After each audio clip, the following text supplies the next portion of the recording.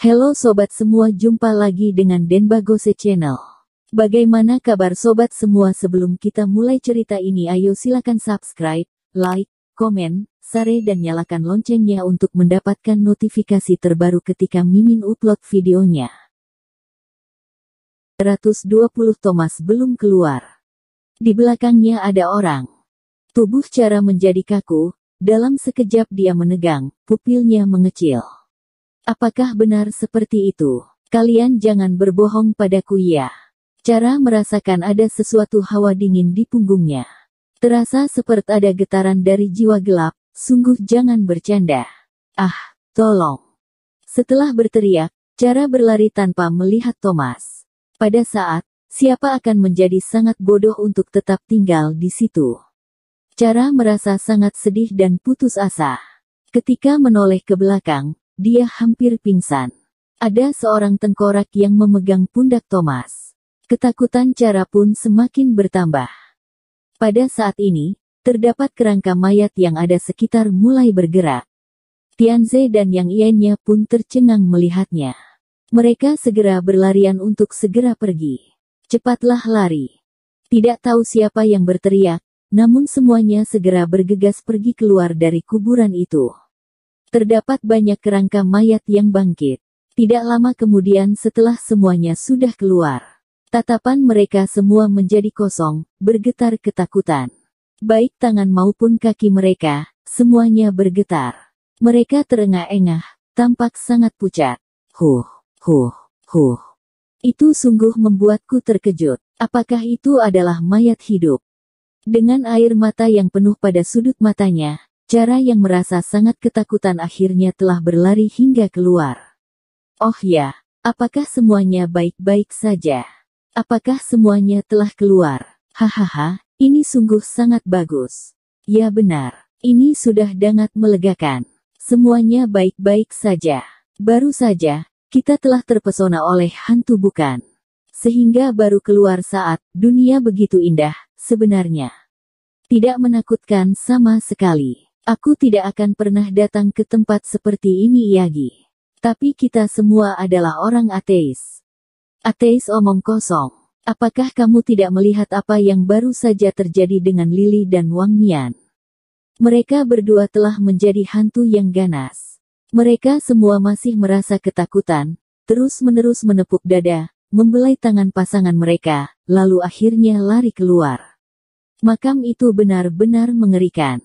Benar sekali, sepertinya tidak boleh Iyagi untuk datang ke tempat seperti ini di masa depan.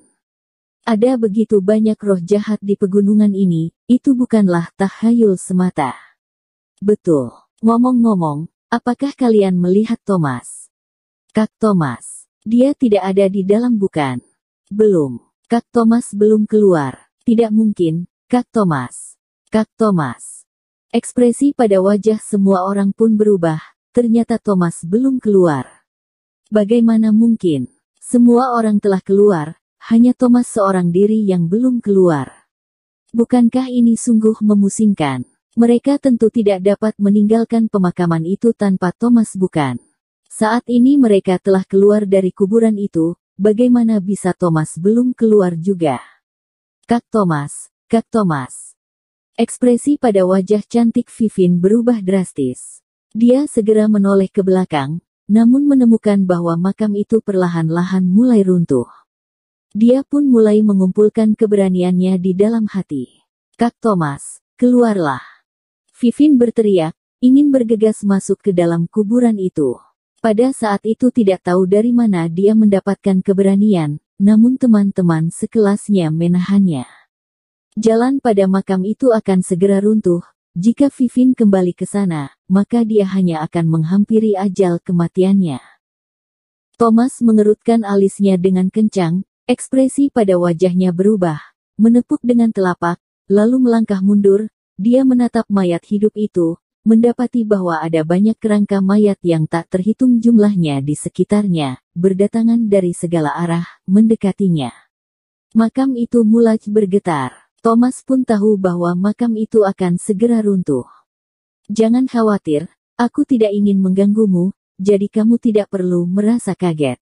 Aku masih memiliki sedikit ingatan. Jika bukan karena pertolonganmu, kuburanku akan dicuri. Aku telah beristirahat di sini dalam waktu yang lama, namun roh jahat itu telah datang mengganggu. Dia telah merusak makamku. Akhirnya dia telah disingkirkan juga. Aku sungguh berterima kasih atas kebaikanmu. Kruk, kruk.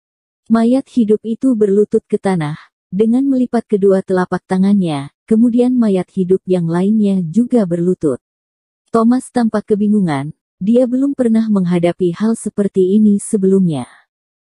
Namun, sepertinya Thomas mengerti alasannya. Dua roh jahat itu seharusnya adalah perampok makam ini. Mereka terjebak di sini oleh pemilik makam. Awalnya ingin menghidupkan kembali jiwa mereka, namun pada akhirnya, mereka terbunuh, dan sepertinya mayat hidup ini adalah sang pemilik makam. Tidak ada salahnya. Thomas tersenyum masam, mayat hidup di depannya itu membuatnya sedikit tidak percaya, namun dari awal dia selalu percaya bahwa keberadaannya itu masuk akal, keberadaan roh jahat itu memang ada. Sesuatu yang ada, pasti memiliki nilai keberadaannya, pasti memiliki alasan atas keberadaannya. Jadi Thomas merasa tidak heran ketika sang masternya menceritakan banyak cerita, itu semua legenda yang memang nyata. Berdasarkan teori supernatural, pada dunia yang tidak terbatas ini akan selalu ada takdirnya. 13 jarum pintu hantu telah diwariskan oleh filsuf China Gui Guzi sampai sekarang. Jadi, Thomas pun tentu tahu bahwa keberadaannya memang nyata. Menurut analisis teori supernatural, keberadaannya itu tidak dapat dihindarkan. Saat kuburan itu runtuh, aku akan beristirahat di sini selamanya. Aku sungguh ingin menyerahkan pedangku kepada pahlawan sepertimu. Kuharap kamu dapat menerimanya. Suara mayat hidup itu terdengar sangat serak, seolah terdengar datang dari dalam tenggorokannya, namun ia penuh dengan ucapan syukur. Orang zaman dulu sangat menghormati kasih, kebenaran, terutama kebaikan. Mereka bahkan akan membalas kebaikan seseorang agar dapat mati tanpa penyesalan. Ketika mayat Iu berbalik, dia mengambil sebuah pedang yang tertancap di tengah arena 8 diagram. Terlihat ada pantulan cahaya pada pedang Iu, Thomas pun menghirup napasnya, lalu melihat pedang Iu tanpa berkedip. Walaupun saat ini bukan lagi zamannya menggunakan senjata seperti Iu, namun banyak pria yang masih memiliki obsesi dan rasa cinta terhadap pedang.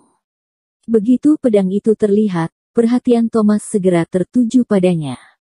Mayat hidup itu memperlihatkan pedang itu, dalam sekejap seperti terdengar raungan. Energi yang besar itu membuat Thomas sama sekali tidak dapat memalingkan tatapannya. Kuat, itu sangat kuat, tampak jelas bahwa pedang itu sungguh kuat. Pedang ini disebut 7 bintang Long Yuan. Ini adalah senjata yang telah aku gunakan di medan perang selama ku hidup. Pedang ini dapat memotong besi dengan mudah.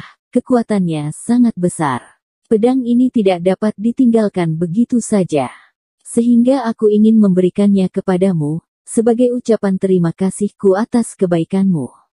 Walaupun suaranya terdengar serak, namun setiap kata mayat hidup itu terdengar latang. Dia mengungkapkan rasa hormatnya dan rasa terima kasihnya terhadap Thomas. Thomas pun terkejut ketika melihat pedang itu. Dulu, masternya telah mengajarinya cara menggunakan pedang, namun di kota-kota modern, pedang tersebut tidak dapat digunakan, jadi dia tidak pernah menggunakannya. Tapi itu sama sekali tidak mempengaruhi rasa cintanya terhadap pedang. Dalam hati seorang pria, siapa yang tidak pernah bermimpi untuk dapat menjelajahi dunia bersama dengan pedangnya? Bersambung. Terima kasih kepada kalian yang telah menonton video ini. Jangan lupa tekan tombol subscribe-nya dan nyalakan notifikasinya untuk mendapatkan video-video seru lainnya dari channel Denbagose.